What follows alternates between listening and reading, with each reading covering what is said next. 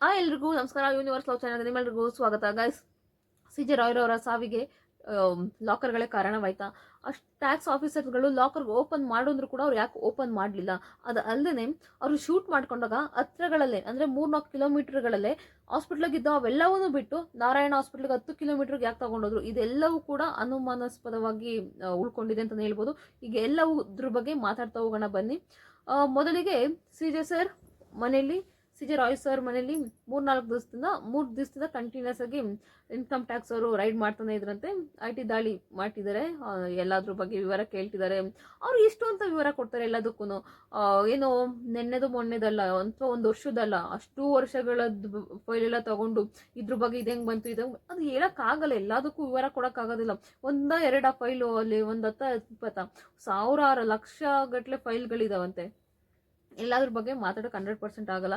ನಮ್ಗಳು ಕೇಳಿದ್ರು 100% ಆಗಲ್ಲ. ಯಾಕಂದರೆ ನಮ್ಗೆ ಆಲ್ರೆಡಿ ಒಂದು ತಿಂಗಳದಿಂದ ತಗೊಂಡಿದ್ರೆ ಹಳೆ ಡೌಟ್, ಇದು ಹೆಂಗೆ ತೊಗೊಂಡ್ವಿ, ಇದು ಹೆಂಗೆ ಬಂತು ಅನ್ನೋದು ಡೌಟ್ ಇರುತ್ತೆ. ಒಂದು ಮನಿ ಆದರೂ ಅಷ್ಟೇ. ಬಟ್ ಅವರು ಅಷ್ಟು ವರ್ಷಗಳ ಹಿಂದೆ ಎಲ್ಲ 100% ಯಾರು ಗ್ಯಾಪ್ನ ಇಟ್ಕೊಂಡಿರಲ್ಲ. ಅವ್ರು ಅಷ್ಟು ಕೇಳಿ ಒಂಥರ ಅವ್ರಿಗೇನೋ ಒಂಥರ ತಲೆಯಲ್ಲಿನೋ ದಿಮ್ಮತ್ತಂಗೆ ಆಗ್ಬಿಟ್ಟಿದೆ ಅವ್ರಿಗಂತೂ. ಅದಲ್ಲದೆ ಈಗ IT ರೈಡ್ ಇದ್ದಕ್ಕಿದ್ದಂಗೆ ಕೇರಳದವ್ರು ಬಂದು ಇನ್ಕಮ್ ಟ್ಯಾಕ್ಸ್ ಅವರು ಅವ್ರ ಮೇಲೆ ಇದು ಮಾಡೋದಕ್ಕೆ ಏನು ಕಾರಣ ಅಂತಂದರೆ, ಇವರು ಕೇರಳದ ಒಬ್ಬ ಕಾಂಗ್ರೆಸ್ ಪಕ್ಷದ ನಾಯಕನಿಗೆ ಫಂಡ್ ಕೊಡ್ತಾ ಇದ್ರಂತೆ. ಈಗ ಎಲೆಕ್ಷನ್ ಎಲ್ಲ ಬರ್ತಾ ಇತ್ತಲ್ಲ, ಅವ್ರಿಗೆ ಫಂಡ್ ಕೂಡ ಕೊಡ್ತಾ ಇದ್ರಂತೆ, ಅವ್ರು ಸಪೋರ್ಟ್ ಮಾಡ್ತಿದ್ರಂತೆ. ಅಂದರೆ ಇವರು ಕೊಟ್ಟಿಲ್ಲ, BJP ಅವರು. ಅದು ಸ್ವಲ್ಪ ಅವ್ರಿಗೆ ಬೇಜಾರಾಗಿದೆ ಕೂಡ. ಇವರು ಸ್ವಲ್ಪ BJPಗೆ ದೇಣಿ ಕೊಟ್ಟಿದ್ರೆ ಮೋಸ್ಟ್ಲಿ ಎಲ್ಲೋ ಇವ್ರ ಮೇಲೆ ಇದು ಇನ್ಕಮ್ ಟ್ಯಾಕ್ಸ್ ರೈಡ್ ಆಗ್ತಾನೆ ಇರಲಿಲ್ಲ ಅಂತ ನನಗನ್ಸುತ್ತೆ. ಒಂದು ಅಷ್ಟು ಕೋಟಿ ಕೊಟ್ಬಿಟ್ಟಿದ್ರೆ ಮುಗ್ದೋಗಿತ್ತು, ಇದೆಲ್ಲ ಪ್ರಾಬ್ಲಮೇ ಇರ್ತಿರ್ಲಿಲ್ಲ. ಇಲ್ಲ, ಅದೇ ಪ್ರಾಬ್ಲಮ್ ಆಗಿರೋದು. BJP ಅವರು ಇವರಿಗೆ ದೇಣಿ ಕೊಟ್ಟಿಲ್ಲ ಅನ್ನೋದೇ ಅಲ್ಲಿ ಪ್ರಾಬ್ಲಮ್ ಆಗಿರೋದು. ಅವ್ರಿಗೆ ಮಾತ್ರ ಕಾಂಗ್ರೆಸ್ ಅವ್ರಿಗೆ ಕೊಡ್ತಿದ್ದಾರೆ. ಯಾರೋ ಒಬ್ರಿಗೆ ತಮಿಳ್ನಾಡಿನ ಒಬ್ಬ ಕಾಂಗ್ರೆಸ್ ಪಕ್ಷ ನಾಯಕನಿಗೆ ಇಷ್ಟೆಲ್ಲ ಕೊಡ್ತಿದ್ದಾರೆ ಅಂದಾಗ ಅವ್ರಿಗೆ ಸ್ವಲ್ಪ ಎಲ್ಲೋ ಹತ್ಕೊಂಡಿದೆ. ಸೊ ಅದಕ್ಕಾಗಿ ಬಂದು ಕೇರಳದವರು IT ರೈಡ್ ಮಾಡಿದ್ರು, ಇನ್ಕಮ್ ಟ್ಯಾಕ್ಸ್ ಇದು ಮಾಡಿದ್ದಾರೆ.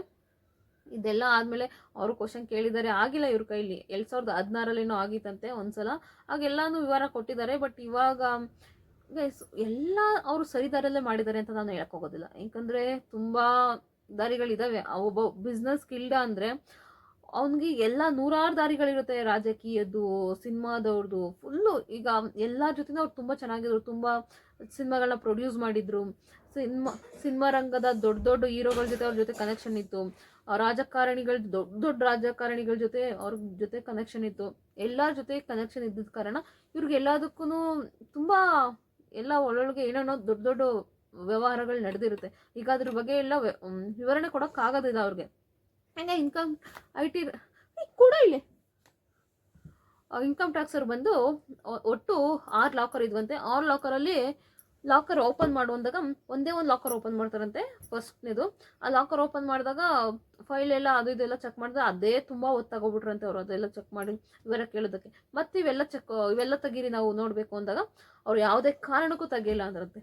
ಒಂದು ತೆಗಿಯಲ್ಲ ನಾನು, ನೀವು ಏನೇ ಮಾಡಿದ್ರು ನಾನು ಲಾಕರ್ ಓಪನ್ ಮಾಡೋದೇ ಇಲ್ಲ ಅಂದ್ರಂತೆ. ಇದಕ್ಕೆ ಇನ್ಕಮ್ ಟ್ಯಾಕ್ಸರ್ಗೆ ಅದು ಸ್ವಲ್ಪ ಈಗ ಹೊರಟಾಗ್ಬಿಟ್ಟಿದೆ, ಎಲ್ಲನೂ ಸೀಲ್ ಮಾಡಿಬಿಟ್ಟಿದ್ದಾರೆ. ಸೊ ಇದು ಅವ್ರಿಗೆ ಸ್ವಲ್ಪ ಹೊರಟಾಗಿ ಹೋಗಿ ಶೂಟ್ ಮಾಡ್ಕೊಂಡ್ರು ಅಂತ ಹೇಳ್ತಿದ್ದಾರೆ. ಅವರೆಲ್ಲ ಇನ್ಕಮ್ ಟ್ಯಾಕ್ಸ್ ಅವರು ಸೀಲ್ ಮಾಡಿದ್ರು, ಅದಕ್ಕೆ ಹೋಗಿ ನೋವಾಗಿ ಶೂಟ್ ಮಾಡ್ಕೊಂಡ್ರು. ನೀವೆಲ್ಲ ನೋಡಿದ್ದೀರಾ ಹತ್ರದಲ್ಲಿ. ಹೋಗಿ ಅಕಸ್ಮಾತ್ ಓಕೆ ಪೇಯ್ನ್ ಆಗಿದೆ ಅಂತ ಹೋಗಿ ನಮ್ಮ ಅಮ್ಮನ ಹತ್ರ ಮಾತಾಡಿದೆ ಅಂತ ಕಚೇರಿ ಒಳಗಡೆ ಹೋದ್ರಂತೆ, ರೂಮ್ ಒಳಗಡೆ ಶೂಟ್ ಮಾಡ್ಕೊಬಿಟ್ಟಿದ್ದಾರೆ ಅಂತ ಹೇಳ್ತಾರೆ. ತುಂಬ ಹೊತ್ತಾಗಲಿಲ್ಲ, ಅದಕ್ಕೋಸ್ಕರ ನಾವು ಹೋಗಿ ಚೆಕ್ ಮಾಡಿದ್ವಿ, ಆಮೇಲೆ ಡೋರ್ ಹೋದ್ವಿ ಹಾಸ್ಪಿಟ್ಲಿಗೆ ಎತ್ಕೊಂಡು ಓಡೋದ್ವಿ ಅಂತ ಹೇಳಿದ್ರು. ನೋಡಿ, ಹಾಸ್ಪಿಟಲ್ ಕರ್ಕೊಂಡು ಹೋಗ್ಬೇಕು ಅಂತ ಅವ್ರಿಗೆ ನಿಜವಾಗ್ಲೂ ಮನಸ್ಸಿದ್ರೆ ಅಷ್ಟು ಹತ್ರದಲ್ಲೇ ಹಾಸ್ಪಿಟಲ್ಗಳು ಎಷ್ಟಿದ್ದಾವೆ ಅಂದರೆ 3-4 ಹಾಸ್ಪಿಟ್ಲ್ಗಳಿದ್ದಾವೆ. ಓಕೆನಾ? ಆ 3-4 ಹಾಸ್ಪಿಟಲ್ಗಳನ್ನ ಬಿಟ್ಟು ಇವರು 10 ಕಿಲೋಮೀಟ್ರ್ ದೂರದಲ್ಲಿರೋ ನಾರಾಯಣ ಹಾಸ್ಪಿಟಲ್ಗೆ ತೊಗೊಂಡೋಗಿದ್ದಾರೆ. ಅಂದರೆ ಅರ್ಥ ಮಾಡ್ಕೊಳ್ಳಿ, ಇಲ್ಲೂ ಕೂಡ ಅನುಮಾನಾಸ್ಪದ ಉಟ್ಕೊಳ್ಳುತ್ತೆ, ಎಲ್ಲರ ಮೇಲೂ ಅನುಮಾನ ಉಟ್ಕೊಳ್ಳುತ್ತೆ. ಏನಂದ್ರೆ ಹತ್ರದಲ್ಲೇ 3-4 ಕಿಲೋಮೀಟ್ರಲ್ಲಿ ಯಾವ್ಯಾವಿದೆ ಅಂದರೆ ಮಲ್ಯ ಆಸ್ಪತ್ರೆ ಇದೆ, ವಿಕ್ರಮ್ ಆಸ್ಪತ್ರೆ ಇದೆ, ಸಂತ್ ಫಿಲೋಮೆನಾ ಆಸ್ಪತ್ರೆ ಇದೆ. ಅಂದರೆ 3 ಹಾಸ್ಪಿಟ್ಲ್ಗಳು ದೊಡ್ಡ ಹಾಸ್ಪಿಟ್ಲ್ಗಳೇ. ಇಷ್ಟು ಹತ್ರದಲ್ಲಿರೋ 3 ಕಿಲೋಮೀಟರ್ ಒಳಗಡೆ ಇರೋ ಈ ಹಾಸ್ಪಿಟಲ್ ಬಿಟ್ಬಿಟ್ಟು 10 ಕಿಲೋಮೀಟರ್ ಇರೋ ನಾರಾಯಣ ಹಾಸ್ಪಿಟಲ್ ತಗೊಂಡೋಗಿದ್ದಾರೆ. ಅಂದರೆ ಇಲ್ಲೇ ಅರ್ಥ ಮಾಡ್ಕೊಳ್ಳಿ, ಇಲ್ಲೂ ಏನೋ ಒಂದು ಗುಪ್ತವಾಗಿ ಏನೋ ನಡೆದಿದೆ ಇಲ್ಲಿ. 100% ಇಲ್ಲಿ ಅವರೇ ಶೂಟ್ ಮಾಡ್ಕೊಳ್ಳೋದಕ್ಕೇನು ಸಾಧ್ಯ ಇಲ್ಲ ಅಂತ ನನಗನ್ಸುತ್ತೆ. ಅಂದರೆ ಅರ್ಥ ಮಾಡ್ಕೊಳ್ಳಿ, ಇಲ್ಲಿ CCTV ಕೂಡ ಇಲ್ವಂತೆ. ಇಲ್ಲಿ CCTV ಕೂಡ ಇಲ್ವಂತೆ.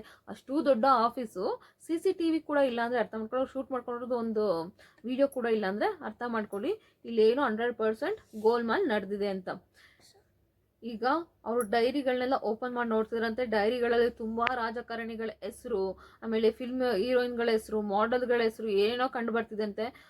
ಎಲ್ಲ ಬರ್ದಿಟ್ಟಿದಾರಂತೆ. ಅಂದ್ರೆ ಅವ್ರ ಜೊತೆ ವ್ಯವಹಾರ ಮಾಡಿರೋದು ಪ್ರತಿಯೊಂದು ಕೂಡ ಬರ್ದಿಟ್ಟಿದಾರಂತೆ. ಅಂದ್ರೆ ರಾಜಕಾರಣಿಗಳ ಇವ್ರ ಮೇಲೆ ಒತ್ತಡ ಕೂಡ ಇತ್ತಂತೆ. ಅಂದ್ರೆ ಇವ್ರ ಜೊತೆ ಇನ್ವೆಸ್ಟ್ ಮಾಡಿದ್ರಲ್ಲ, ಇವ್ರ ಜೊತೆ ಪಾಲುದಾರರಾಗಿದ್ರಲ್ಲ, ಇದು ಏನಂತಾರೆ ಕಾನ್ಫಿಡೆಂಟ್ ಗ್ರೂಪ್ ಜೊತೆ, ರಾಜಕಾರಣಿಗಳ ನಮ್ಮ ದುಡ್ಡೆಲ್ಲ ವಾಪಸ್ ಕೊಡುವಂತ ಈಗ ಫೋರ್ಸ್ ಮಾಡ್ತಿದ್ರಂತೆ.